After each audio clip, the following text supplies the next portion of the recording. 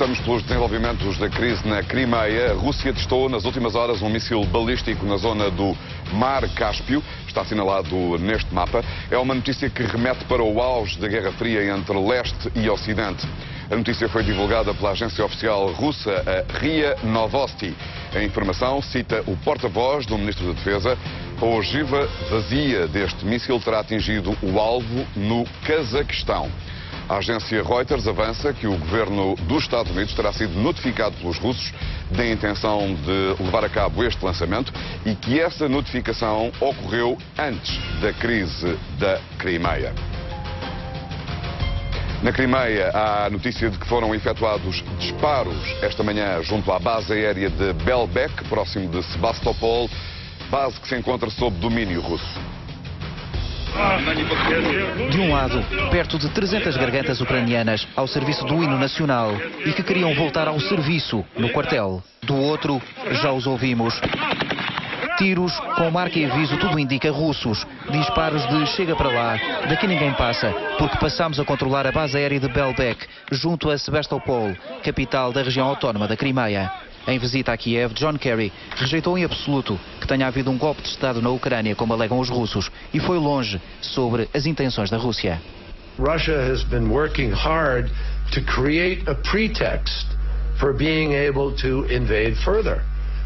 Neste momento decorrem já conversações ao nível ministerial entre Kiev e Moscovo. Uma das exigências dos ucranianos para pôr termo à crise é que os russos retirem as tropas do terreno e as devolvam às bases no sul da Crimeia. Uma exigência feita também pelo Ocidente. If Russia does not choose to de-escalate, if it is not willing to work directly with the government of Ukraine as we hope they will be, then our partners will have absolutely no choice but to join us to continue to expand upon steps we have taken in recent days in order to isolate Russia politically, diplomatically and economically.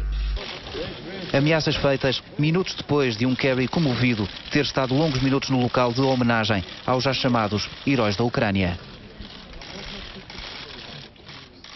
Фактично розпочатий процес підготовки до надання фінансової підтримки з боку Сполучених Штатів Америки. Os Estados Unidos vão dar 730 milhões de euros ao governo interino de Kiev. Se o dia ficou marcado pela tensão em terra, os jogos de guerra também passaram pelas águas, com a marinha russa a bloquear as passagens a norte e a sul do estreito que separa a Rússia e a Crimeia. Horas depois, também a Ucrânia enviava através do Bósforo, na Turquia, um vaso de guerra para o Mar Negro, para as águas que banham a disputada Crimeia. Razões suficientes para haver esta quarta-feira um Conselho NATO-Rússia marcado pela Polónia, que invocou o artigo 4º da Aliança Atlântica, considerando estar ameaçada pela possível intervenção armada da Rússia. Vladimir Putin falou pela primeira vez em público sobre o evoluir da situação, diz que não quer uma guerra com a Ucrânia e afirma que a intervenção armada será um recurso extremo, mas avisa que a Rússia entende ter legitimidade para o fazer. O presidente russo classifica o derrube de Yanukovych como um golpe inconstitucional que levou a Ucrânia ao caos. Num discurso em que escolheu as palavras, Putin não manifestou hostilidade em relação ao Ocidente, mas deixou claro que qualquer sanção terá uma resposta à altura. Vladimir Putin aparece em público para falar da Ucrânia, já depois de mandar cancelar os jogos de guerra do lado russo da fronteira com a Ucrânia. Putin chega para conversar. Estava calado desde que o Maidan derrubou Yanukovych e para ele só há uma leitura para o que aconteceu. Оценка того, что произошло в Киеве, на Украине в целом, оценка может быть только одна. Это антиконституционный переворот и вооруженный захват власти. Não pretende anexar a Crimeia e, contra todas as evidências que chegam do terreno, diz que não são os soldados russos que controlam a península ucraniana. São apenas homens das forças de autodefesa locais. O presidente russo afirma que não quer a guerra. Что может послужить поводом для использования вооруженных сил? Это, конечно, крайний случай. Но просто крайний. Putin recebeu um pedido de ajuda do presidente Viktor Yanukovych, que teve que fugir porque corria perigo de vida. Agora resta o caos. А на высшем уровне нет партнера там. Там нет президента. O presidente da Rússia não quer ameaças e, desde logo hoje, a partir da residência de Moscovo, apontou o caminho para o diálogo.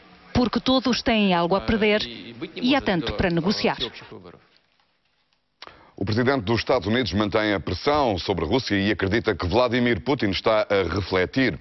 Barack Obama deixou clara a unanimidade que existe no Ocidente em relação à forma como se entende que a Rússia violou a lei internacional. There have been some reports that President Putin is pausing for a moment and reflecting on what's happened. I think that we've all seen that from the perspective of the European Union, the United States, allies like Canada and Japan, Putin está a refletir e há uma posição unânime por parte da Europa, da NATO, dos Estados Unidos, qual é o caminho para resolver esta crise. E é ao abrigo da lei internacional. Um dos maiores problemas da Ucrânia é a dependência energética que o país tem da Rússia. De resto, a dívida acumulada de energia é uma das razões que levou ao longo dos últimos anos a momentos de grande tensão entre os dois países. Neste momento, a dívida da Ucrânia é de 2 mil milhões de euros em gás natural, fundamental para o funcionamento do país, e a União Europeia mostrou-se disponível para pagar uma parte. O gás natural proveniente da Rússia é, de resto, uma poderosa arma que Moscovo tem sobre a Ucrânia e outros países europeus. Este é um mapa da agência France Presse que pode explicar muita coisa e deixar outra tanta por explicar. Vamos ao primeiro facto. Quase 70% do gás que a Rússia vende para a União Europeia passa pela Ucrânia. Alemanha, França e Itália são os principais compradores. Mas aqui há outro facto. Mais de 1/3 do gás que os alemães consomem vem da Rússia e passa pela Ucrânia. Angela Merkel tem estado bastante ativa nos contactos com Moscovo sobre os acontecimentos na Ucrânia. Aliás, foi à chanceler alemã que Putin garantiu pela primeira vez, ao telefone, estar disponível para o diálogo. Mas voltemos a olhar para o mapa e para a dependência energética da Ucrânia. Mais de metade do gás que os ucranianos consomem vem diretamente do vizinho russo. Um vizinho que até agora tinha estado disponível para fazer descontos na venda desse gás e que agora ameaça aumentar os preços já em abril. Тот, кто не платит за поставленные товары, должен понимать, что на него лягут все неблагоприятные последствия, в том числе и связанные с отменой ранее достигнутых договоренностей по льготным. Esta é a realidade de uma Ucrânia à beira da bancarrota e à espera da chegada do FMI para a primeira vaga de austeridade. Com a tensão e o impasse na Crimeia, os mercados financeiros reagiram com alguma recuperação depois das fortes quedas registadas na segunda-feira. Com o aliviar da tensão na Ucrânia, também os mercados respiraram de alívio e houve até disposição para brincar ao carnaval. As principais bolsas recuperaram, embora não tenham conseguido anular na totalidade as quedas da sessão passada. A bolsa russa, que tinha afundado quase 11% na segunda-feira, subiu mais de 5% naquele que foi o primeiro ganho em 6 dias. A empresa estatal russa Gazprom também recuperou quase 8%. E na Ucrânia, a bolsa de Kiev subiu perto de 3%. Na Europa, as bolsas recuperaram das maiores perdas em mais de 5 semanas. Milão destacou-se com um ganho superior a 3,5%, mas Madrid, Lisboa, Paris e Frankfurt também subiram cerca de 2,5%. Die Börse wird weiterhin sehr sensibel auf Nachrichten aus der Ukraine reagieren. Wenn es schlechte Nachrichten kommen, werden die Kurse sehr schnell wieder einbrechen.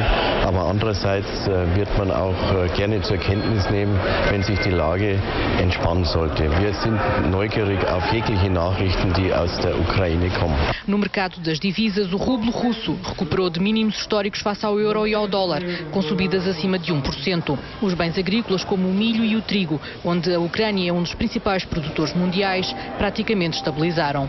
O ouro, visto como um refúgio no meio da tensão, recuou quase 1% depois de atingir máximos de 4 meses. E na energia, o preço do petróleo de referência para a Europa também caiu mais de 1,5%.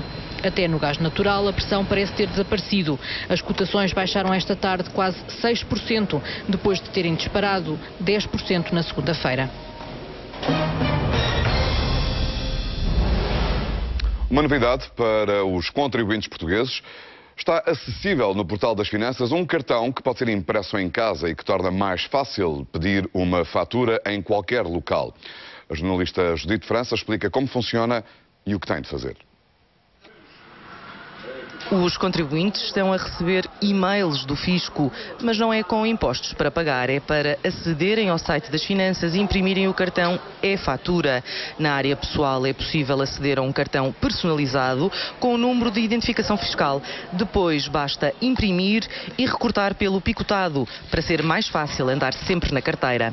Em lojas e cafés é mais rápido pedir fatura. Basta entregar o seu cartão e-fatura, o vendedor insere o NIF e depois recolhe o cartão e a fatura fica já automaticamente registada na sua área no portal das finanças. Mas o avanço tecnológico é sobretudo em hipermercados ou bombas de gasolina. Basta que a caixa registradora tenha um leitor óptico para ler o código de barras que equivale ao NIF e imediatamente o número do contribuinte fica registado na fatura. O cartão pode ser impresso várias vezes e torna mais fácil o trabalho do comerciante e do contribuinte. É mais um passo do Ministério das Finanças na senda de conseguir mais faturas e arrecadar mais receita fiscal. Um passo inserido na campanha que desde janeiro está em vigor. A fatura da sorte é uma espécie de euromilhões do fisco, só que em vez de dinheiro, sorteia automóveis topo de gama a partir do próximo mês. Por falar em automóveis, o comércio de veículos está a dar sinais de recuperação. Subiram as vendas de carros nos últimos 2 meses e, no caso dos modelos de luxo, o aumento chega aos 50%. Há quem diga que já quase não se vendem carros em Portugal, mas os números começaram a virar, pelo menos nos produtos mais caros. Os carros de luxo lideram as vendas no país. Segundo a ACAP, a subida ronda os 50% para os automóveis premium. Estamos a falar de um reduzido número de unidades e que, por vezes, mais 4 ou 5 vendas de veículos dá um aumento de 100% ou de 120%. Portanto, há que relativizar, mas acompanha aquilo que é a tendência normal do mercado. Para se ter uma ideia, foram vendidos 3 Ferraris nos últimos 2 meses, quando no período homólogo não se vendeu nenhum. A Porsche anunciou a venda de 43 automóveis em janeiro e fevereiro, quando no ano passado foram vendidos 28. A Jaguar vendeu 11 carros em 2013. Na mesma altura, a marca fez negócio com apenas 5 automóveis. Apesar de tudo, o mês de fevereiro de 2014, comparando com um ciclo de 15 anos, é o terceiro mês mais baixo em vendas, porque, como eu referi, estamos de facto a comparar com meses de volume anormalmente baixo. As vendas da BMW e da Mercedes subiram mais de 50%, com 1.600 a 1.800 viaturas vendidas. O crescimento acentuado deve-se em parte à renovação das frotas das empresas. Quanto aos automóveis ligeiros de passageiros, que não são de luxo, o comércio disparou quase 40% nos primeiros 2 meses do ano. António José Seguro acusa Durão Barroso de ser um dos responsáveis pelo empobrecimento do país. A crítica foi lançada no final da visita a Londres e depois do Presidente da Comissão Europeia ter apelado a um entendimento entre governo e oposição para a famosa saída limpa do programa de resgate financeiro. António José Seguro não gostou de ouvir Durão Barroso relacionar a saída da Troika de Portugal com um acordo entre PS e governo. Se o Presidente da Comissão Europeia quer ouvir as posições do Partido Socialista e se o Presidente da Comissão Europeia tem alguma coisa a dizer ao Partido Socialista, sabe como nos contactar. Agora, o que o Presidente da Comissão Europeia tem que fazer é assumir as suas responsabilidades. As suas responsabilidades, porque ele disse sempre bem do programa de empobrecimento no nosso país. Esteve sempre ao lado do Governo. E, portanto, é a altura de assumirem as responsabilidades perante aquilo que fizeram ao país. Críticas duras à margem de uma palestra na London School of Economics. My country is poor and inequality has increased among the Portuguese. Professores e alunos, muitos portugueses, ouviram o diagnóstico de Seguro ao país e à Europa. Hoje, a Europa que temos não está de acordo com o projeto europeu da sua fundação. E dou um exemplo concreto para ilustrar o que digo. A Alemanha, só no ano 2012, poupou 42 mil milhões de euros em juros por causa da crise da dívida soberana de outros países. Uma palestra que encerrou a visita de 2 dias a Londres. A diretora-geral do FMI entende que não é só com o corte de salários que se reduzem os custos laborais. Referindo-se ao caso espanhol, Christine Lagarde dá como alternativa a redução da carga fiscal sobre os trabalhadores. Em Espanha, Lagarde pediu uma redução dos custos laborais, o que, na perspectiva da diretora-geral do FMI, não significa necessariamente baixar salários. Para encontrar empleo, sobre todo para aquellos que llevan mucho tiempo alejados del mercado laboral, y por otra parte reducir los costes fiscales de emplear a las personas. No necesariamente reducir los salarios, sino los costes fiscales. Ainda que o discurso seja dirigido à economia espanhola, nele encontram-se semelhanças com uma receita à moda do FMI, que começou por ser proposta a Portugal e que passava pela redução das contribuições para a Segurança Social por parte das empresas, a polémica redução da taxa social única. Abandonada esta via, o FMI tem vindo a insistir na redução dos salários no setor privado. E é aqui que se encontra a divergência entre este discurso de Lagarde e os responsáveis da missão do FMI em Portugal. Lagarde não defende o corte nos salários, mas antes uma redução da carga fiscal sobre os vencimentos. Diz que esta é também uma forma de beneficiar os que têm uma remuneração mais baixa. A diretora-geral do FMI participou num fórum económico em Espanha e foi aí que fez também questão de não decretar o fim da crise europeia. Para Lagarde, a crise ainda não terminou totalmente. As reformas estruturais e o controlo das contas públicas não devem, por isso, perder impulso. Dia de Carnaval, quem é que leva a mal fazer as contas a quem trabalhou e não trabalhou? Afinal, o feriado foi para quem? Fazemos as contas daqui a pouco. Bem-vindos de regresso ao Jornal das 8 com os efeitos de mais uma noite de ondas destruidoras. A Praia das Maçãs e a Praia Grande foram atingidas pela forte agitação marítima. Os estragos são significativos e o mar continua muito próximo de terra.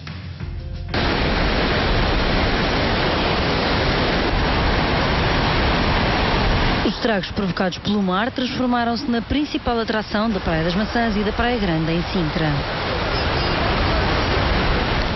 Muita areia na estrada, muros desfeitos. É este o cenário que se pode encontrar em toda a zona junto ao mar. Os danos mais visíveis são aqui na Praia das Maçãs, onde caiu parte do muro. Na Praia Grande também tivemos danos consideráveis, sobretudo ao nível da estrutura de acesso à praia. Todos os acessos ao areal, escadas e rampas foram destruídas.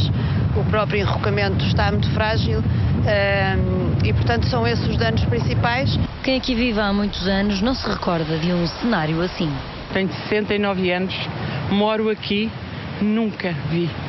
Tenho cá a casa há 60 anos e é a primeira vez que vejo isto tão destruído e tão Praia Grande e a Praia das Maçãs assim neste estado. A estrada que dá acesso à Praia Grande esteve encerrada durante toda a tarde para garantir a segurança das pessoas que por ali passavam. Mantém-se o alerta para que ninguém se aproxime muito da marginal. A forte agitação marítima regressou também à costa da Caparica. Depois de uma noite problemática, o mar voltou a galgar o Pardão e a causar estragos. O pico da maré estava previsto às 5 da tarde. As ondas galgaram mais uma vez o Pardão da costa da Caparica, provocando cada vez mais estragos às estruturas comerciais. Não só pelos prejuízos que o mar causou, mas também por aquilo que eles não puderam trabalhar. Durante 2 meses que praticamente não trabalham, nós consecutivamente temos interdito esta zona do Pardão. A parte social também está aqui em causa, porque há muitos funcionários que enfim, ganham a percentagem e têm grande dificuldade em receber o ordenado, porque não há como pagar por parte do patrão.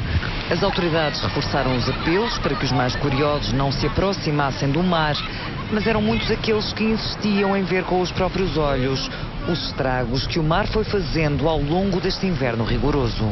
Foi a primeira vez que viemos, estávamos dando uma volta e foi, mas eu não gosto muito. As pessoas são geralmente atraídas por esse tipo de catástrofes, é assim? Mais ou menos, é o que dizem, não é? Nós não viemos só para ver como é que estava hoje, estava calmo ou não. Desde garoto que eu venho para aqui e o mar ficava a 200 metros, mesmo com a praia-mar ficava a cerca de 200 metros daqui. Portanto, mais de 10 ou 15 anos temos o mar a galgar a vila ou a cidade, não há dúvida nenhuma. As marés têm fustigado a frente urbana da costa da Caparica, mas ao que parece o pior já passou. Mas estamos em crer que claramente o pior já passou. Vamos ter vento leste a partir de quinta-feira, o que é muito bom. O mar vai cair e esperemos que tenha sido a última maré do ano. A forte ondulação nas praias da Caparica já provocou desde janeiro prejuízos estimados em 250 mil euros nos restaurantes e apoios de praia. Na Foz do Douro mantém-se a interdição de diversas áreas públicas. O acesso aos molhos e à marginal continua sob especial vigilância. Pelo terceiro dia consecutivo, o dispositivo de segurança da Proteção Civil continua ativo na Foz do Douro. O aviso laranja desceu para amarelo por volta do meio-dia. Ainda assim, junto à marginal, não faltaram curiosos a assistir à fúria das ondas. Eu já tinha visto na televisão, mas estivemos lá perto, que é diferente, não é? É outra coisa. Você vai ver uma coisa que é raro. Já não me lembro de ver uma coisa tão grande. Por acaso aproveitei, mas quer-se dizer, isto para mim não me espanta. Não espanta que eu morei nesta rua 64 anos. Cheguei-me a levantar da cama e me aos pés na água salgada. Segundo o Instituto do Mar e da Atmosfera, a partir de hoje as ondas deverão perder intensidade. A última situação da madrugada, portanto, foi preocupante, em que o mar ainda conseguiu, numa pequena dimensão, galgar, portanto, a Avenida Dom Carlos, e agora começa-se a verificar um desagravamento, portanto, uma ondulação mais baixa, que nos permite dar alguma tranquilidade para quem está aqui na marginal. Apesar da melhoria do estado do mar, a marginal e o acesso aos molhos vão continuar sob vigilância. Vamos manter ao longo do dia, portanto, o dispositivo conforme está desde portanto, domingo à noite e, portanto, ao final do dia faremos sim uma avaliação das condições. Até à meia-noite de hoje, 10 distritos estão sob aviso amarelo. As ondas podem chegar aos 4 metros. A noite de Carnaval foi marcada por diversos incidentes. Em Leceia, Oeiras, um grupo de assaltantes fez explodir uma caixa multibanco. O aviso foi dado por quem estava a passar aqui perto, em Leceia. A polícia chegou e já deu com a caixa multibanco toda destruída. Nas redondezas, os habitantes ouviram uma explosão em plena madrugada. Eu estava a ver a novela, ouvi e levantei-me. Só que não ouvi vozes nenhumas, não ouvi nada. Digo assim, bem, até pensei que fosse a cabine da luz, mas digo assim, não, se fosse a cabine da luz, isto não havia luz. Ouvi, mas o que me servia? Eu vinha para rodar o corpo às balas. Tive que aguentar, vinha à janela, vi chegar a polícia, vi-os abandonar o carro e virem correr para aqui, irem outra vez para o carro e fugir. Mas acho que eles não viram nada também. Mas... O proprietário do café foi chamado de imediato pela polícia para verificar os estragos sofridos. O café estava intacto, apenas o multibanco destruído. A caixa, no entanto, permaneceu no local. Desconhece se os assaltantes chegaram a levar o dinheiro. De acordo com informações da PSP, o assalto foi realizado por 4 encapuzados que acabaram por fugir todos numa viatura. O caso está entregue agora à Polícia Judiciária. Um acidente violento e aparatoso provocou um morto em Braga. Ao início da tarde, um cidadão espanhol despistou-se na Avenida Lusíadas, embateu numa ponte e caiu ao Rio Oeste. As imagens demonstram a violência do embate. Por volta das 14h30, o condutor desta viatura despista-se na Avenida Lusíadas, em Braga. Entrou em despiste, embateu ali numa ponte e caiu ao rio, obviamente, e ficou por baixo da ponte e bloqueado. A vítima, um homem de nacionalidade espanhola, na casa dos 40 anos, teve de ser desencarcerada. Uma operação que envolveu 3 corporações de bombeiros. Tiveram presentes a Companhia de Bombeiros Sapadores Braga com 4 veículos. Um deles veículos equipados com guincho. Tiveram também os voluntários de Braga, também com veículos equipados com guincho e também ambulâncias. E tiveram os bombeiros voluntários famalicenses que vieram dar aqui um apoio com um veículo com uma grua para conseguirmos retirar o veículo do leito do rio. Esta zona da Avenida Lusíadas, em Braga, está referenciada como perigosa. O principal problema, dizem as autoridades, é o excesso de velocidade. A polícia deteve 3 vezes o mesmo homem no espaço de apenas 4 horas. O infrator, de 35 anos, tinha sido apanhado a conduzir sob o efeito de álcool, mas voltou a pegar no carro e acabou por ser detido mais 2 vezes em Sintra. Às 6h30 da manhã de domingo, uma patrulha da PSP mandou parar o carro do homem de 35 anos nesta estrada próxima à estação de comboios de Agualva-Cacém. O suspeito acusou uma taxa de 1,79 gramas de álcool por litro de sangue. Foi detido pelo crime de condução sob o efeito do álcool. Posteriormente, saiu às 8 da manhã desta esquadra, onde há uma nova tripulação a entrar na viatura policial, em que se cruzou com o arguido ainda nestas instalações e depois, às 8h20 da manhã, voltam a interceptar o indivíduo em desobediência à inibição de conduzir. Voltou à esquadra, detido desta vez pelo crime de desobediência. Saiu às 9h30 da manhã com a inibição de conduzir, ordem que não cumpriu. Foi novamente interceptado pela PSP e detido pela terceira vez em apenas 4 horas. E havendo aqui o perigo de fuga por parte do arguido, em que afirmava declaradamente que não iria comparecer no tribunal para o crime que havia ter sido notificado anteriormente, foi contactada a senhora procuradora de turno, o qual ordenou que o mesmo recolhesse às celas de detenção. O homem de nacionalidade angolana tem antecedentes, esteve envolvido num acidente de viação, também com a presença de excesso de álcool. O arguido já foi presente a um primeiro interrogatório. Esta quarta-feira começa a ser julgado no Tribunal de Sintra. Um homem foi detido suspeito de ter assassinado a ex-mulher. A vítima foi encontrada morta em casa, em Monte Abraão, nos arredores de Sintra. Há antecedentes de violência doméstica e a polícia procura averiguar se a mesma pessoa estará envolvida num segundo caso, o desaparecimento do irmão da mulher, ocorrido há cerca de 1 ano. O violento crime aconteceu na madrugada de segunda-feira em Monte Abraão, que é Luz, mas o alerta só surgiu quando a empregada encontrou a mulher morta na banheira já de manhã. Foi esfaqueada e o principal suspeito é o ex-marido. Houve vizinhos que se aperceberam de algo pouco habitual. Há uma mais ou menos da manhã que ouviu tipo uns gemidos, uma senhora, mas pronto, a pessoa nunca vai pensar que seja essas coisas, não é? Entretanto, que ouviu um silêncio total. Pronto, o senhor também não se preocupou mais. No dia seguinte é que ouviu essa notícia. Fonte da PSP afirma que o homicídio poderá estar ligado ao desaparecimento do irmão da mulher há cerca de 1 ano, já que o alegado autor do crime ameaçava a família da vítima.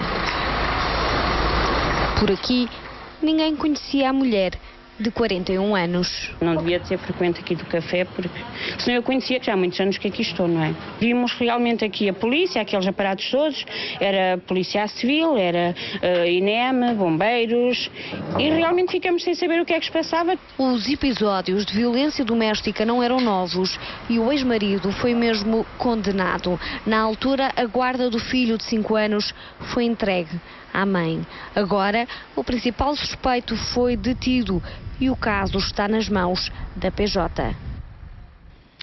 Em Braga, na freguesia de Nogueiró, a última noite foi de sobressalto. Um homem de 75 anos terá tentado matar 3 pessoas com uma arma de fogo. Foi detido no local. O silêncio da madrugada na freguesia de Nogueiró, em Braga, foi interrompido pelo som de 3 disparos. Deve ser foguetes ali de carnaval e depois ouvi-se uns berros, mas eu ouvi 3 disparos. Mas pensei que era foguetes também. Mas continuei a ouvir os berros e eu vim outra vez cá fora à rua de Robe. Quando olho para a parte do prédio, vejo o jipe da polícia e um senhor deitado no chão. 2 homens e uma mulher foram atingidos pelos disparos de uma arma de fogo. O suspeito é um engenheiro agrónomo reformado de 75 anos que mora no mesmo prédio dos feridos. Passado um bocadinho, desce um senhor algemado, mas eu fiquei para a vida quando eu vi o senhor algemado. Quando viu quem era? Quem era o senhor? Eu fiquei. Prontos. E ele lá entrou na carrinho. Como é que ele estava? Estava sereno? Sereno, uma pessoa calma. não se passava nada. Ele só vinha algemado com as mãozinhas atrás das costas, muito calmo, entrou para a carrinha. Os 3 feridos foram levados para o Hospital de Braga. A mulher já teve alta. Um dos homens, de 46 anos, foi submetido a uma intervenção cirúrgica. O outro, de 44 anos, está estável e continua internado no serviço de urgência. O suspeito, sem antecedentes criminais, foi detido e presente a tribunal. Foi neste dia 4 de março de 1998 que desapareceu a criança que se tornou no nome mais repetido dos noticiários. Faz hoje 16 anos. Rui Pedro teria agora 27. E a mãe, Filomena Teixeira, continua à procura da verdade e à espera do filho, como escreveu num texto publicado na internet. Em 2 textos publicados na rede social Facebook, Filomena Teixeira soltou o desabafo de uma ferida que se mantém aberta há 16 anos. Depois deste tempo todo ainda espero por ti. Espero e esperarei até que me digam algo de ti. Este tempo todo imagino-te crescendo, tornando-te um homem. E eu aqui parada no tempo, à tua espera. Nunca deixarei de te esperar. A carta, dirigida ao filho desaparecido e publicada na internet, atravessa 16 anos ensombrados por um desaparecimento do qual não se recupera, não se faz luto e não se esquece por um único dia. Tenho tentado tudo para suportar a tua ausência, tudo mesmo. Às vezes digo a mim própria que é um pesadelo e que vou acordar a qualquer momento e tu estás aqui. Depois abro os olhos e a realidade atordoa-me os sentidos. Não estás e não posso fazer nada. Um abraço do tamanho do mundo, da tua mãe que te adora e não sabe o que fazer sem ti. O Rui Pedro tinha então 11 anos de idade, desapareceu de Lousada em 1998. Hoje teria 27 anos de idade. O Estado vai ter de pagar 15 mil euros a um homem que esteve preso devido a um erro da Justiça. Este homem, natural da Guiné, esteve detido um mês, acusado de abuso sexual de uma deficiente. A inocência ficou demonstrada por testes científicos que levam agora o Estado a pagar uma indenização. O caso remonta a outubro de 2009, quando este jovem guineense foi acusado do crime de abuso sexual de uma menor deficiente, no concelho de Gaia, depois das autoridades terem encontrado no local do crime o bilhete de identidade de Bakar Baldé, de 28 anos, na altura dos factos. Estragaram a minha vida, estragaram a vida de uma família, estragaram onde é que eu estava trabalhando, não tenho trabalho, agora já estou desempregado. Baldé foi julgado à revelia. O tribunal desconhecia que o bilhete de identidade estava dado como perdido nos serviços de identificação civil portugueses. Condenou-o a 3 anos e meio de pena efetiva. Foi detido, cumpriu um mês de prisão e só foi libertado depois de um teste de ADN ter comprovado a sua inocência. Estava presente em tribunal, me julgaram, me condenaram 3 anos e meio. Depois foram fazer a ADN, porque eu tinha negado que não foi eu. Foram fazer a ADN, a ADN comprovou que não é essa mesma pessoa que fez delito na Porto. Mais de 4 anos depois, confirma-se a indenização do Estado. 15 mil euros por erro grosseiro e por detenção ilegal. Uma condenação validada pelo Tribunal da Relação do Porto, que rejeitou o recurso do Ministério Público. Uma indenização demorada e bem longe do 1 milhão de euros pedidos pela vítima. Na próxima sexta-feira há um jackpot especial do Euromilhões. Estarão em jogo 100 milhões de euros. Hoje o sorteio é normal, ainda assim o primeiro prémio é de 15 milhões. Está na hora de conhecer a chave certa. Olá, boa noite. Nesta terça-feira de Carnaval temos um primeiro prémio de 15 milhões de euros. Precisa de mais razões para ficar atento ao sorteio número 18 Euromilhões? Então prepare-se e já sabe que não precisa de máscaras para ser o próximo excêntrico.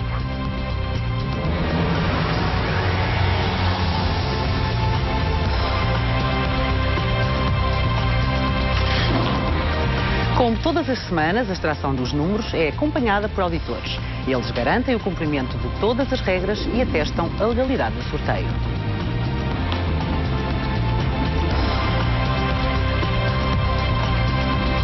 E o primeiro número é o número 3.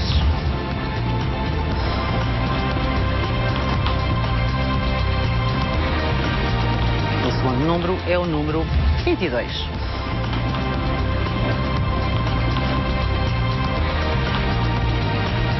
O terceiro número é o número 5.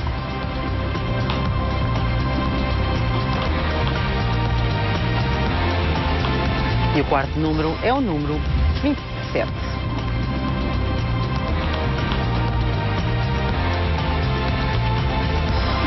E o quinto e último número é o número 44.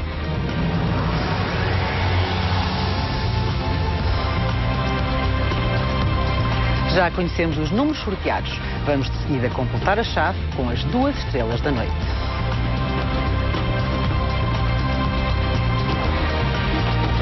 E a primeira estrela tem o número 6.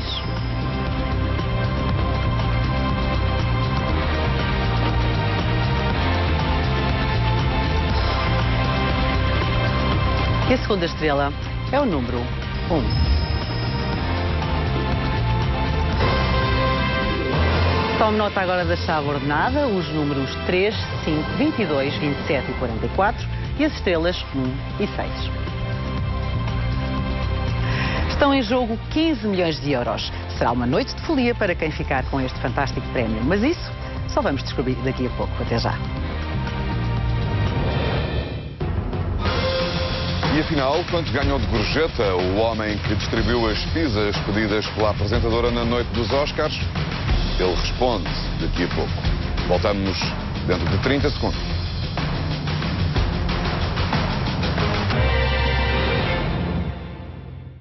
A Margarida acha que um crédito deve ser sempre dado de forma criteriosa e responsável. Nós também. É uma questão de compromisso. Afinal, um crédito só é bom para nós quando é perfeito para si. Contacte-nos e aproveite a taxa especial para novas adesões. Cofidis, de pessoas para pessoas. Eu sou capaz de qualquer coisa para que ela seja minha. Sério? E a Alice é capaz de qualquer coisa para ter o que é dela. É verdade.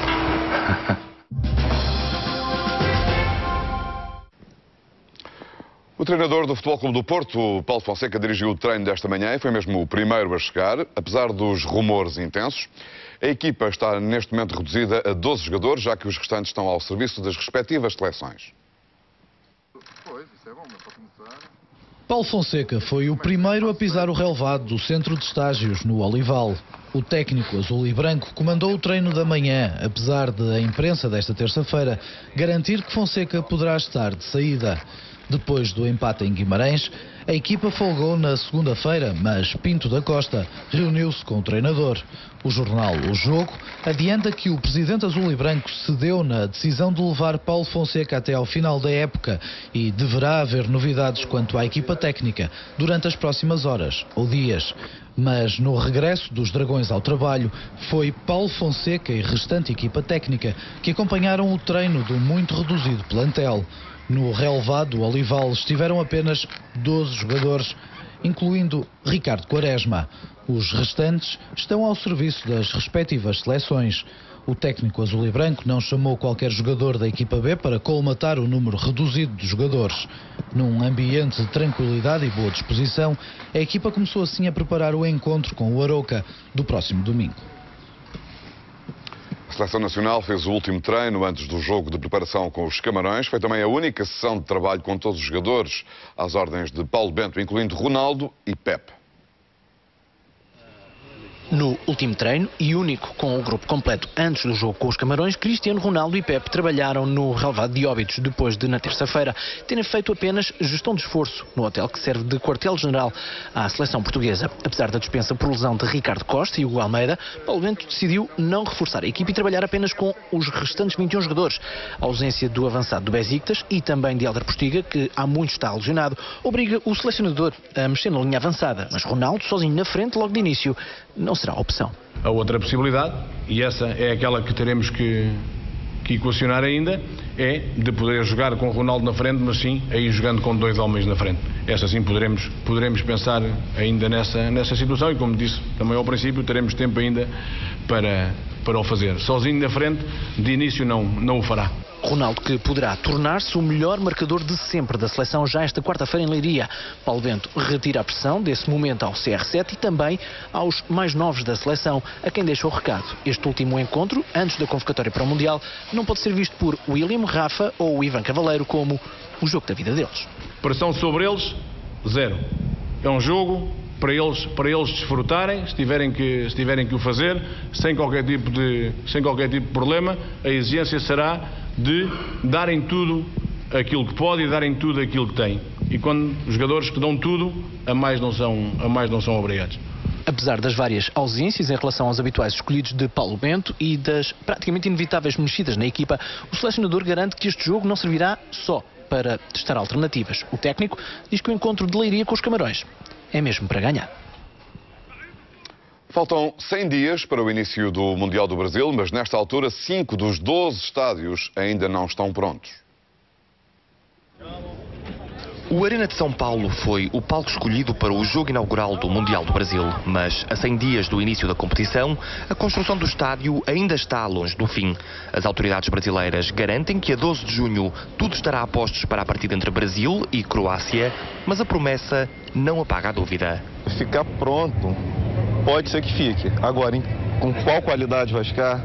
O relógio vai descontando segundos para o início do Campeonato do Mundo, perante o sobrolho franzido da FIFA, ainda que do Brasil venha o aviso despreocupado de que o tempo, ou a falta dele, é relativo. O povo brasileiro é um pouco diferente. A gente precisa crescer um pouco mais, a gente vai evoluir muito, eu tenho certeza. Mas a gente não pode perder também essa tradição, que é a nossa maneira de fazer as coisas. A gente tem esse jeito de fazer as coisas. Nós não somos como os europeus, que são tudo certinho, britânicos, tudo no momento certo. Nós somos diferentes, mas nós vamos conseguir, eu tenho certeza disso. Certeza é a de que o tempo carnavalesco está mais propício para o samba que para preocupações, ainda que a conclusão dos 12 recintos do Mundial tenha ficado agendada para 31 de dezembro de 2013 e que 5 dos estádios não tenham cumprido os prazos estabelecidos.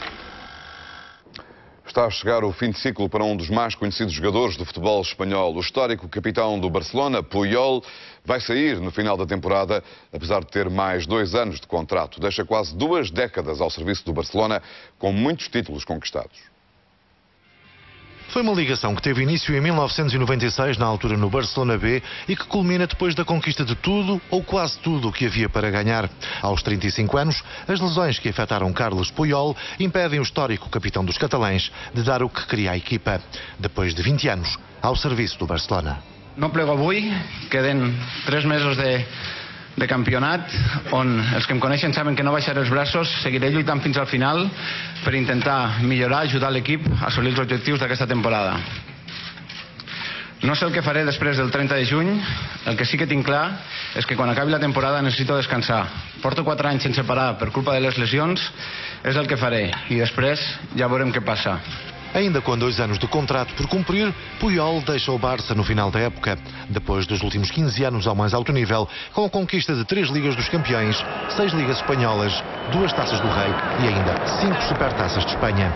Ao serviço da seleção espanhola, Puyol, que só vai decidir se coloca um ponto final na carreira no verão, ganhou um Campeonato do Mundo e um Europeu. O Dia Mundial do Ténis ressuscitou para os cortes várias estrelas dos últimos anos. Voltaram a entrar em ação tenistas como Pete Sampras e André Agassi. Que melhor para assinalar o Dia Mundial do Ténis do que o reviver de duelos emblemáticos da modalidade. Em Londres subiram ao corte 2 norte-americanos que durante anos discutiram o número 1 do ténis mundial, Pete Sampras e André Agassi, agora com mais uns quilos e menos rapidez.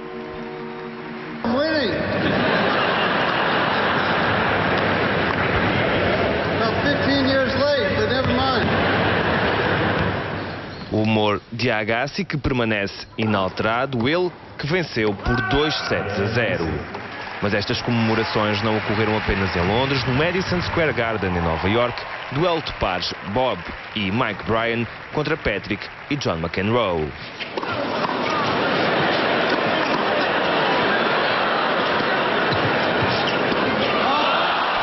Vitória para os irmãos Bryan numa das melhores duplas da história do ténis mundial. Mas na cidade que nunca dorme, um outro encontro concentrou as atenções dos amantes da modalidade. Foi a reedição da final do Wimbledon entre Novak Djokovic e Andy Murray. Vitória para o sérvio num dia em que, mais que as vitórias, o importante foi mesmo o movimento da primeira testemunha, mas outras surgiram que contrariam a tese de inocência. O Tribunal de Pretória voltou a ouvir Michelle Berger, uma vizinha que vive a menos de 200 metros da casa que Pistorius partilhava com Riva. Berger voltou a reafirmar que na noite de 14 de fevereiro de 2013, ela e o marido foram acordados com gritos de gelar o sangue pertencentes a uma mulher. A defesa tem dúvidas. And what I heard that female screaming terribly. Her life was threatened in the house. I could not imagine her life not being threatened in the house. So it could not be for me. Milady, I wasn't there, so I never saw anything. I could only hear her shouts, terrible screaming. Yes, but even that morning you still did not know if there was an intruder in the house. Milady, that he mistook her for an intruder, for instance. You didn't have enough facts. Milady, it's based on what I heard, and as I heard, I present to the court. Michelle diz que os 4 tiros vieram depois. Com base na autópsia, Roux desmonta o testemunho. Riva nunca poderia ter gritado depois de ser atingida, já que terá perdido os sentidos. Questiona ainda como pode Michelle ter ouvido tudo tão bem, a 117 metros de distância. Mas esta tarde, outra vizinha disse que ouviu uma grande discussão entre um homem e uma mulher que durou cerca de 1 hora. Pouco depois, ecoaram 4 sons fortes. My lady, I woke up around 1:56 in the morning. I heard sounds. It seemed like somebody was involved in a fight, on a burglary or what. Outra testemunha, Carl Johnson, marido de Michelle, diz que ouviu um homem e uma mulher aos gritos. Depois surgiram os tiros. Pensou que os vizinhos tinham sido roubados por assaltantes. Pistorius, de 27 anos, afirma ter confundido a namorada com o intruso e de a ter alvejado por engano. Se for dado como culpado, enfrenta uma pena que pode ir até prisão perpétua. Morreu o primeiro paciente que recebeu em todo o mundo um coração artificial. Ainda não foi determinada a causa da morte, mas para já o fabricante rejeita falar num fracasso. Tinha 76 anos, estava entre a vida e a morte. Recebeu há 2 meses e meio o primeiro coração artificial implantado em todo o mundo. Sabe-se agora que morreu no domingo em Paris. Em comunicado, o Hospital Georges Pompidou sublinha que ainda é cedo para apurar se a morte deste paciente está relacionada com qualquer tipo de fracasso da operação de implante do coração. A experiência pioneira foi realizada a 18 de dezembro. O paciente, cuja identidade não foi revelada, recebeu este coração artificial do tipo bioprotético criado pela empresa francesa Carmat. O homem sofria de insuficiência cardíaca em estado terminal. Também a Carmat diz que é cedo para tirar conclusões. O coração artificial é considerado uma alternativa para os casos de contraindicação, de transplantes tradicionais e também para remediar o problema da falta de corações transplantáveis. Há vários anos que corações artificiais são usados em todo o mundo, mas apenas de modo temporário. No dia de Carnaval, olhamos para as máscaras que usamos todos os dias. Daqui a pouco saiba que os psicólogos consideram normal, desde que sejam na medida certa. No dia de Carnaval, quem se divertiu e quem trabalhou, oficialmente o dia é normal, de trabalho, portanto, nas empresas privadas e no setor público, mas inúmeras autarquias deram tolerância de ponto aos seus funcionários, contrariando a orientação do governo. A conclusão, pelo que registamos, é que o dia foi meio feriado. 9 da manhã, plena hora de ponta. O Marquês de Pombal em dia de Carnaval. Mas Carnaval é trabalhar, não é? Então, se não é feriado, não vamos trabalhar. Claro. Olha, quanto? Não é feriado. Este feriado não acabou. Para uns é, para outros não. Quanto é que é? Mas não acabou o feriado. Hoje é o feriado. Na verdade, há carnavais. Não deram tolerância de pontos? Não. E carnavais. O patrão deu o dia, quem trabalhar hoje goza o dia noutro dia qualquer. Deste pequeno quiosque, mesmo à boca do metro, avista-se uma Lisboa a funcionar, a meio gás. Há menos gente, né? Hoje há muito menos. 50% quase que não trabalha. 50%, 60% não trabalham. Os bancos não trabalham. Algumas repartições também não trabalham. Trânsito pouco, gente também. Volta e meia lá vai passando alguém, a passo apressado. Menos. Está menos gente. Deixa-me ver no metro. Acho que vou perceber melhor se está menos ou mais. Bom trabalho. É oficial, Carnaval não é feriado. Ninguém diria. É que assim ao longe Lisboa parece ter vestido a máscara de um típico dia de fim de semana. Eu estive talvez 40 minutos na paragem à espera de um autocarro. Tolerância de ponto é para quem pode. Eu todos os dias trabalho, sábados, domingos e feriados. Seja Natal, seja Ano Novo, eu trabalho. O resto é conversa. Tem que ser. A gente tem que governar a vida, não é? Ele não entra dentro de casa. É quanto? Está a ouvir? Por estas e por outras, ali em frente, no Café da Esquina, os clientes são os de sempre. Nos transportes vêm normais também. Não há feriado para ninguém. Pelo menos, eu não notei isso. Notou isso? Nos transportes nota-se. Bem mais vazio? Não é mais vazios, não há com tanta frequência. Mas as pessoas... Não fossem as escolas fechadas em dia oficial de trabalho, e por aqui ninguém diria que é carnaval. Que hoje é de 15 a 20 euros uma ama para ficar com o filho para você trabalhar. Independente se ela vai ficar 4 horas ou se ela vai ficar um dia inteiro.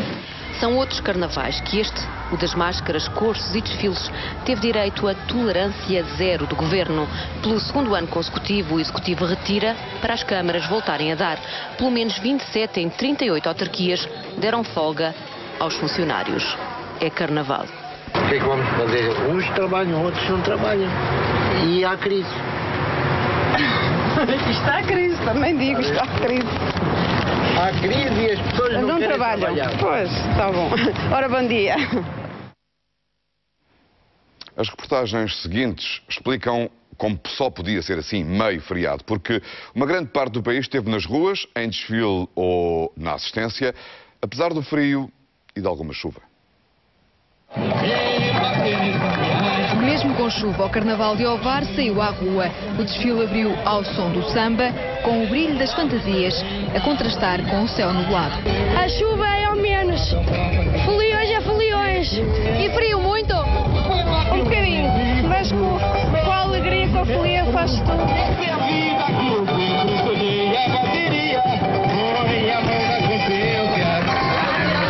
Um cortejo com mais de 1.800 figurantes que adotou tarde aos milhares de espectadores que, mesmo com chuva, vieram ao Carnaval de Ovar.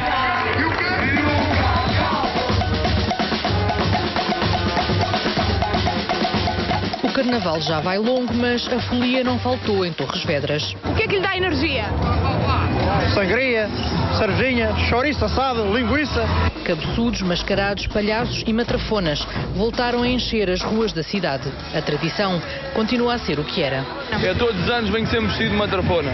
Para o prato principal, eu escolho naco de novilho com batata a crato, com sindicatos salteados. Trabalho por estes lados, nem vê-lo. Hoje então não se trabalha aqui? Trabalha-se a sério, estamos aqui a preparar as aulas para depois da manhã. O tema deste ano foi a televisão e o share ultrapassou as expectativas. Milhares visitaram a cidade nos últimos dias. Qual é o teu microfone? É esse ou o outro? Muita cor, alegria e energia num samba que desceu a marginal de Sesimbra.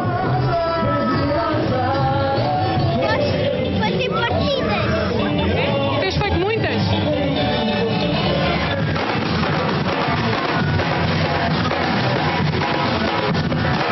Estás mascarado de quê, Gonçalo?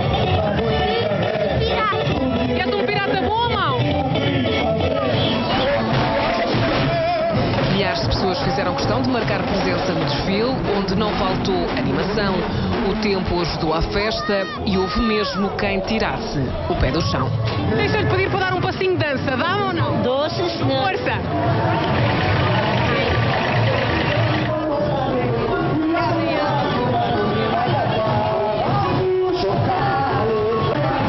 A sátira política e social voltou a ser a imagem de marca daquele que é considerado o curso carnavalesco mais antigo do país. O Carnaval de Olé é sempre a dar, sempre a dar.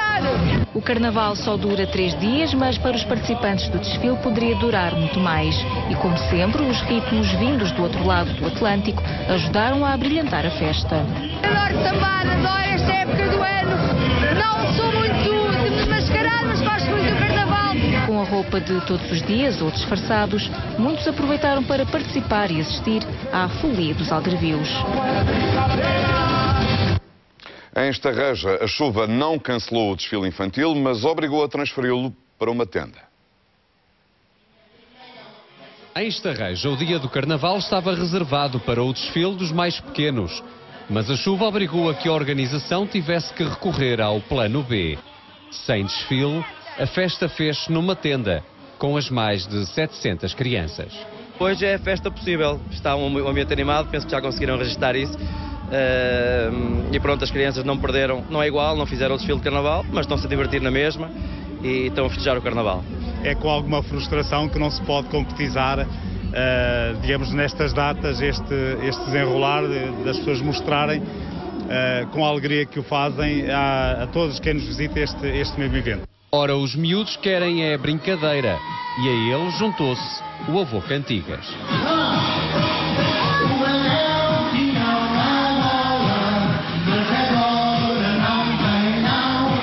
Não pudeste ir lá para fora, não é?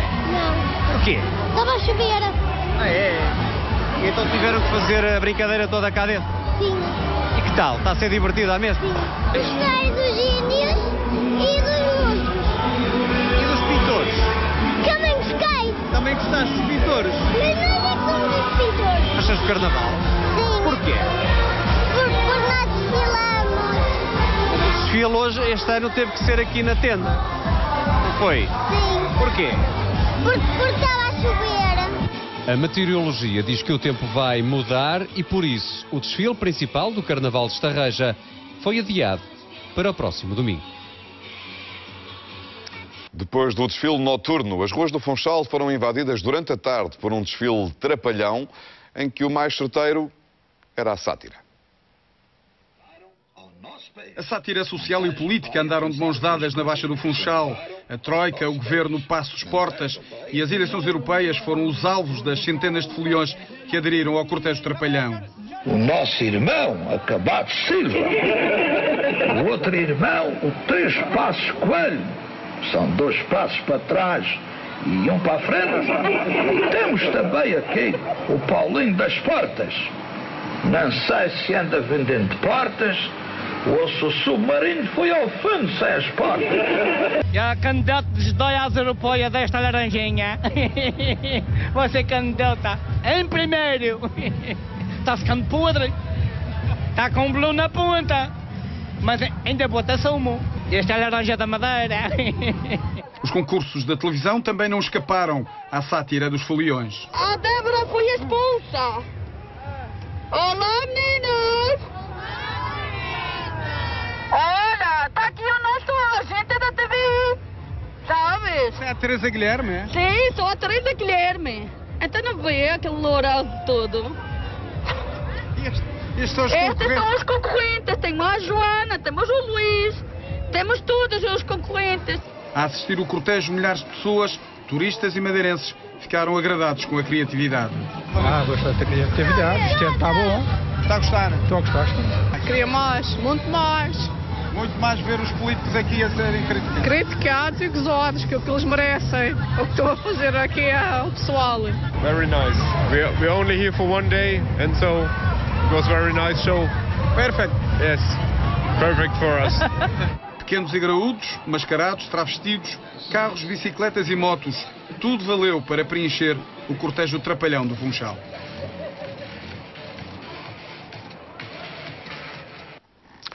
Na ilha de São Miguel, nos Açores, a tarde de Entrude foi molhada, não por causa da chuva, mas porque é sempre assim. A Batalha das Limas é um combate de balões e sacos de água muito fria. É uma avenida transformada numa verdadeira batalha campal, mas de água, e onde existem combates para todos os gostos e idades. Os artilheiros mais pequenos preferem os balões. E quem é que prepara esse arsenal? Os meus pais e o meu irmão e eu. Mas eles não brincam, os pais? Não. Mas já o fizeram noutros tempos, quando se combatia com limas, estes invólucros de parafina que dão nome à batalha. Ia buscar os lápis de cera, que era para dar cor às limas, mas não havia os balões. Uma tradição que se vai mantendo a custo, até porque constituir uma equipa para participar num caminhão exige semanas de preparação e custa caro. Não há patrocínios e para fazer festa custa muito caro. é que cada caminhão leva em média 90 mil sacos, isto para não falar no custo das limas que muito ou pouco sempre aparecem. A lima também magoa mais, está arriscado a partir algum vidro de um carro e também dá muito mais trabalho do que encher um saco. O que explica que agora o chão vá ficando forrado a sacos de plástico à medida que o confronto se intensifica. Um confronto que ainda assim tem algo de amigável, já que aqui até se partilham as armas de combate. Batalhar, mas em sítio reservado, não? Exatamente, ainda por cima estamos com o menino, portanto tem que ser em sítio reservado e com balões, não com sacos de água. Com balões, limas ou sacos, uma coisa é certa, daqui raramente se sai seco. É assim ao longo de toda a tarde, na Avenida Marginal de Ponta Delgada, uma despedida do entrudo bem molhada. Em Lamego, o careto saiu à rua na pitoresca vila de Lazarim. É um dos mais genuínos e tradicionais carnavais de Portugal.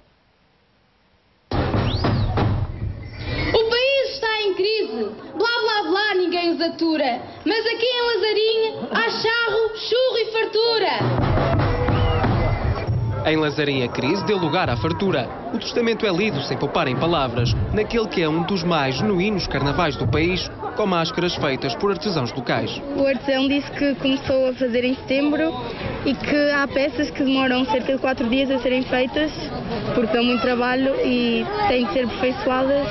A vila de Lamego atrai turistas de toda a parte. Este grupo veio do Porto unicamente para ver os caretos de Lazarim.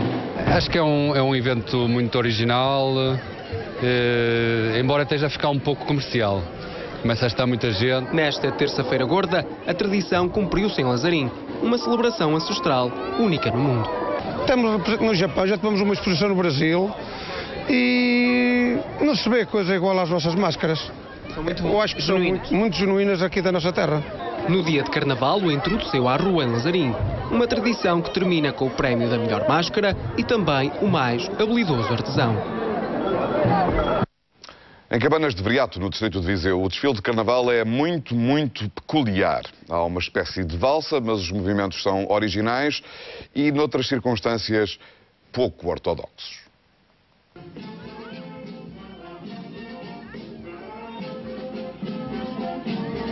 É assim há mais de 100 anos. Por altura do Carnaval, a população de Cabanas de Viriato sai à rua numa contradança peculiar. Neste ritmo, com estes passos de dança, voltam ao meio, batem traseiro e fazem isto 6 vezes nesta variação de ritmo. É só a dança dos cus. É a dança tradicional de Cabanas de Viriato. É para lá e pum. É para aquecermos as náguedas. Assim à noite já vamos meias quentinhas.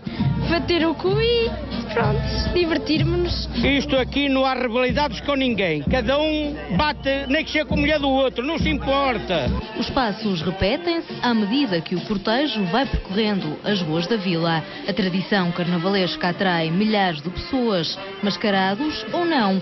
Todos são convidados a entrar no compasso da valsa criada há mais de 100 anos pela Banda Filarmónica da Vila. É uma coisa muito gira, nós participamos, nós dançamos, é o máximo. Aqui dança-se tanto para ser homens com homens, mulheres com mulheres, ou individual, um homem com uma mulher ou uma mulher com um homem.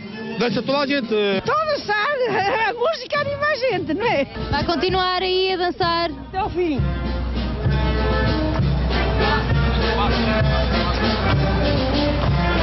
Apesar da chuva, os foliões cumpriram a tradição e saíram à rua numa dança que, para sair bem, não precisa de ensaios, apenas de boa disposição. A senhora não quer dançar comigo também? É que isto é divertido.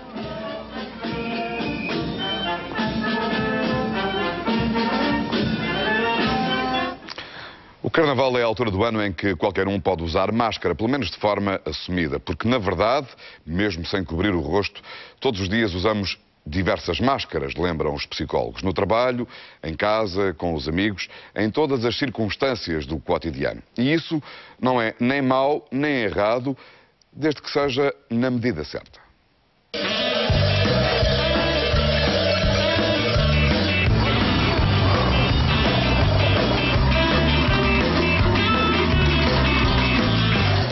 O Carnaval e as suas máscaras. funcionam como o intervalo da vida de todos os dias. Festa sem pensar no resto, mesmo para descontrair.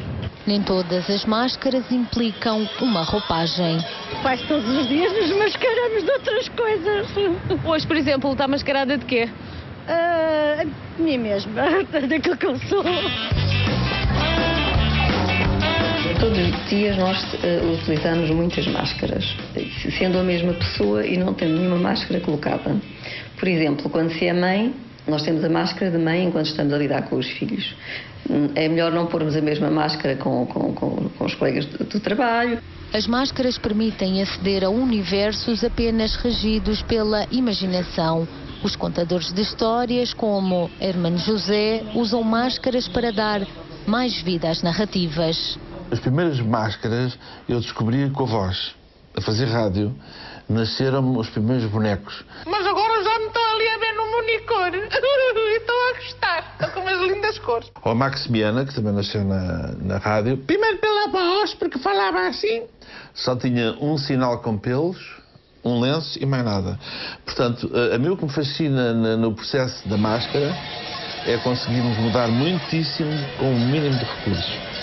No Carnaval dos Dias, as máscaras representam uma espécie de escudo de proteção. São imprescindíveis e até saudáveis.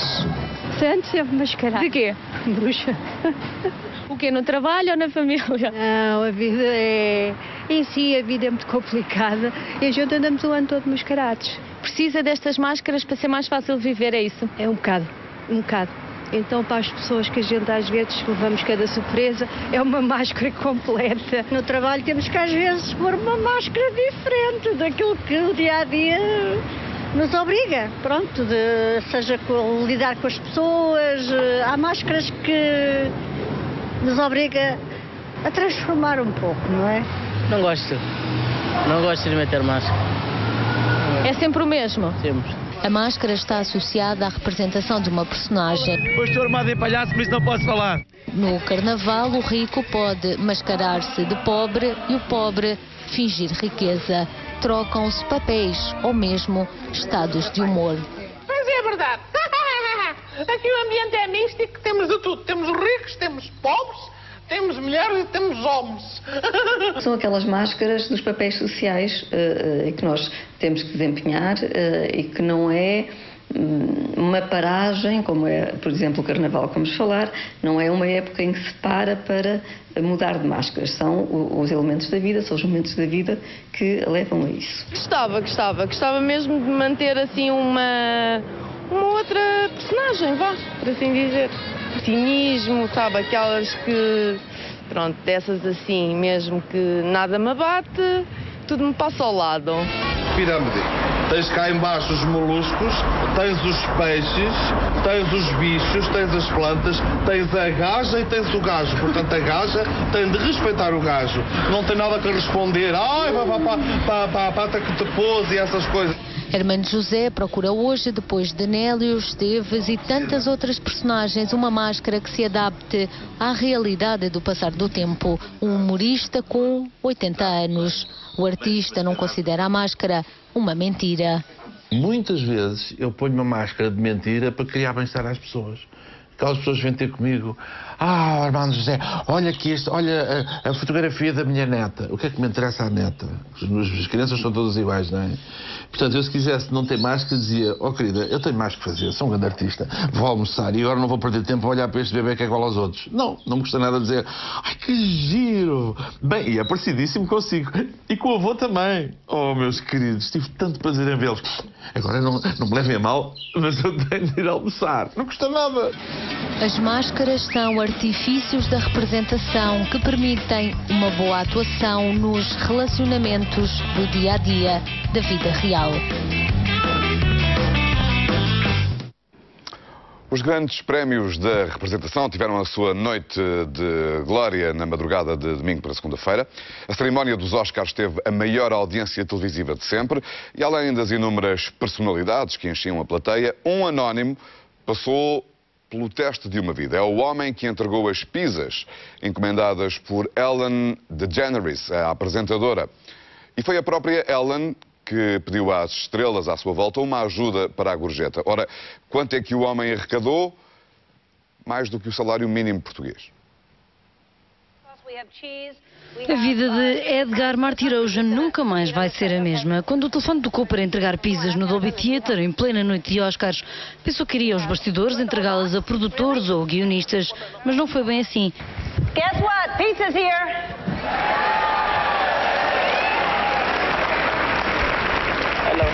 Foi Ellen DeGeneres quem o recebeu e não só o levou ao palco, como em seguida lhe pediu ajuda para distribuir as pizzas.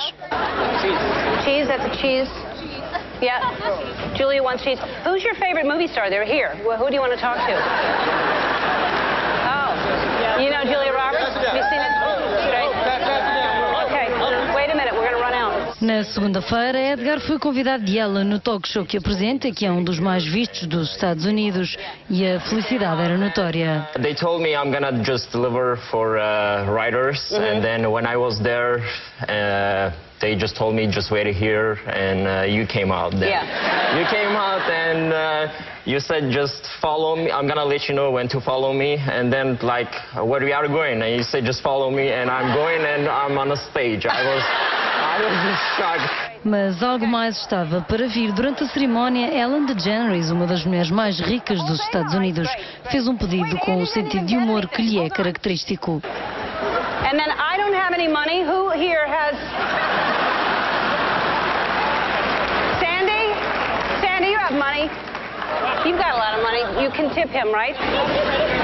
Sure, I'll take it. Where's Harvey Weinstein? Harvey. Martirosyan já estava feliz o suficiente com a publicidade feita à sua pizzaria quando ela o surpreendeu ainda mais. You left before I gave you. I wanted to get a tip, and I passed Pharrell's hat around, and I ended up getting about $600, something like that.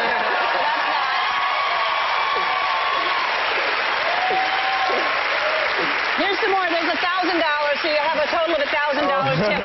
Mais de 700 euros de gorjeta e publicidade à pizzaria perante as maiores celebridades de Hollywood e uns tantos milhões de pessoas em todo o mundo que viram a cerimónia na televisão.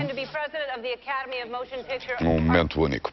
A maior competição de cozinha do mundo está a chegar à TVI. O MasterChef Portugal estreia já no próximo sábado e na apresentação do programa os jornalistas foram surpreendidos pelos jurados. Manuel Luís Goxa e os chefes Rui Paula e Miguel Rocha Vieira lançaram-lhes um desafio. Cozinharam um prato em 20 minutos e com os ingredientes que estavam dentro da famosa caixa mistério. Bem-vindos, antes de mais, à cozinha do MasterChef. 10 jornalistas, uma caixa mistério e um desafio: cozinhar. Ingredientes revelados e aventais colocados. O desafio era dar largas à imaginação. O prato principal, ovos, à moda de cada um. Tem 20 minutos a partir de agora! Olha, eu estou a tentar preparar uma omelete, ou melhor, uns ovos mexidos com farinheira e com cogumelos. Estão os jornalistas a cozinhar um prato, têm um tempo limite com os ingredientes que estavam na caixa mistério e é aquilo que os espectadores vão ver todos os sábados a partir do dia 8. Boa disposição, entretenimento e divertimento.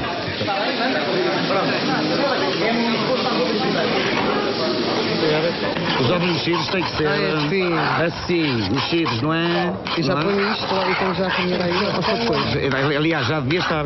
Já devia estar, ok. Vai-se pondo assim aqui, por fora, que não vai cozer, e depois torna-se a ir buscar lume, ok? Dicas importantes aqui do chefe? Importantíssimas para quem não percebe nada de cozinha. Nem os ovos mexidos. Nem os ovos mexidos. Eu costumo fazer, mas não são assim. Não tem, são simples. Eu queria fazer uma coisa mais minimamente à moda do MasterChef. E um vencedor à moda do MasterChef tem que cozinhar, sobretudo com alma. Tem que ter muito amor e paixão pelo que faz, espírito de sacrifício, saber lidar com a pressão e ir evoluindo ao longo destas semanas de competição. Acho que podia ter resumido melhor. É, tem que ter respeito pela cozinha, pela comida também, pela matéria-prima. A maior e mais emocionante competição de cozinha do mundo. Manuel Luís Goxa e os chefes Rui Paula e Miguel Rocha Vieira. 3 jurados, 3 cozinheiros de mão cheia. para conquistar. Nunca pensei que 30 anos depois de começar na televisão eu tivesse uma experiência tão empolgante. É um grande programa de televisão. Acima de tudo somos nós mesmos e tentamos ser justos. Se o Manuel Luís diz que em 30 anos nunca fez um programa de televisão tão importante em grande produção, nós os dois estamos também com imensa expectativa. Eu sou virgem. Eu sou Capricórnio. Boa disposição, até porque no final do desafio ninguém ficou com azia. Agora já eu percebo porque é que estás solteira. Na TV 24 pegamos todos os dias nos ingredientes da atualidade. A esta hora temos notícias e o comentário de Constança Cunhaçá.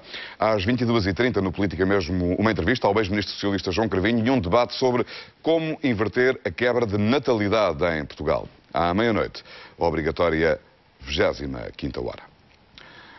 Está tudo dito no Jornal das 8. Boa noite. Até amanhã.